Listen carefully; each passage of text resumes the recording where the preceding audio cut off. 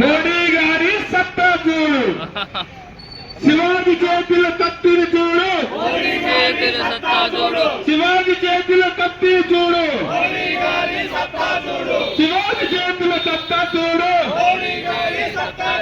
శివాజీ చేతుల కత్తిని చూడు. భారత్ మాతా కీ, భారత్ మాతా కీ, భారత్ మాతా కీ. पत्थर पत्थर में शंकर है, पत्थर पत्थर में, पत्थर पत्थर में, पत्थर पत्थर में. जय भवानी, जय भवानी.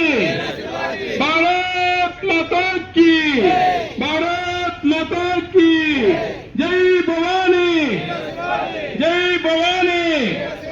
भारत माता की, भारत माता की. जय भवानी, जय भवानी, जय भवानी. भारत माता की, भारत माता की, भारत माता की. शिवाजी చేతుల కత్తిని చూడు, మోడీ గారి సత్తా చూడు. जोर से बोलना. शिवाजी చేతుల కత్తిని చూడు, अभी जोर से बोलना.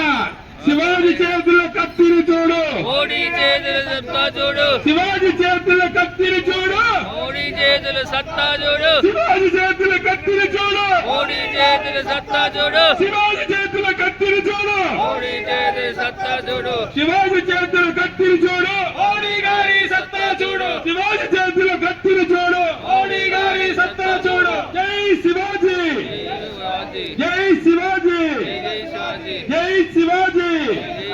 భారత్ మాతా కీ, జై భవానీ, జై భవానీ. జై భవానీ.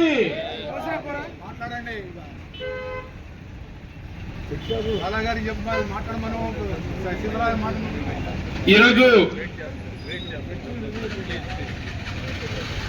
ఈరోజు అలా నరకమంటావా అన్నటువంటి పరిస్థితులు ఉత్తర భారతదేశం నుంచి ఇటు వైపుకు వస్తున్నప్పుడు మహారాష్ట్ర ప్రాంతంలో శివాజీ నేనున్నాను, హిందూ సంస్కృతిని హిందూ ధర్మాన్ని కాపాడడానికి అని చెప్పి రచనభూని హిందూ సంస్కృతిని ధర్మాన్ని కాపాడగలను బట్టి మనం ఈ రోజున అసలు హిందువులము అని చెప్పుకోవడానికి మిగిలిన, లేకపోతే మన దేశంలో ఈ టైంకి హిందువులు అనే వాళ్ళు ఉండేవాళ్ళు కాదు, దేవాలయాలు ఉండేవి కాదు, ఇవన్నీ కూడా నశించిపోయాయి. కాబట్టి హిందూ సంస్కృతిని సంరక్షించడానికి ఆయన తన ప్రాణాలను సైతం పణంగా పెట్టి పోరాటం చేయబట్టే ఇవాళ మనం హిందువులుగా మన దేవాలయాలకు వెళ్తున్నాం, పూజలు చేసుకుంటున్నాం, హిందువులుగా బతుకుతున్నాం. ఈ విషయాన్ని ప్రతి ఒక్క హిందువు కూడా గుర్తించాలి. ఆ విధంగా హిందూ సంస్కృతిని రక్షించినటువంటి శివాజీ జన్మదినం జరుపుకోవడం చాలా ఆనందకరంగా ఉంది. నందిగామలో బహుశా ఇదే ప్రథమేమో శివాజీ జయంతి జరుపుకోవడం అనేది.